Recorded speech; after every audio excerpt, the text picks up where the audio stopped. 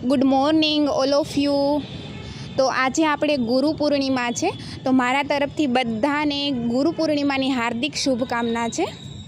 અને ગુરુ પૂર્ણિમા એ શા માટે ઉજવવામાં આવે છે, એનું શું મહત્ત્વ છે? તો કે ગુરુ પૂર્ણિમા એ આપણે દર વર્ષે અષાઢ મહિનાના પૂનમના દિવસે ઉજવીએ છીએ। અને આ દિવસ એક એવો દિવસ છે કે આપણે આપણા ગુરુનું ઋણ ચૂકવવાનું હોય છે। તો આપણા જીવનમાં સૌથી પહેલાં જે ગુરુ આપણા હોય છે, આપણા મા બાપ હોય છે, અને બીજા જે ગુરુ છે એ આપણને જેને સંસ્કાર આપ્યા છે, જ્ઞાન આપ્યું છે, એક સારો રસ્તો બતાવ્યો છે, આપણા જે શિક્ષક છે એ આપણા બીજા ગુરુ છે। તો આજના દિવસે કોઈ નાની મોટી ભેટ યા તો કોઈ દક્ષિણા આપીને એનો ખૂબ જ આભાર વ્યક્ત કરવો જોઈએ કે તમે અમારા જીવનમાં આવ્યા અને આજે અમારું જીવન એક સફળ જીવન બન્યું છે। અને આજના દિવસે આપણા ઘણા બધા ગ્રંથોની રચના થઈ છે। વેદવ્યાસે 18 ગ્રંથોની રચના કરી છે અને વેદવ્યાસજીનો આજે જન્મદિવસ પણ છે।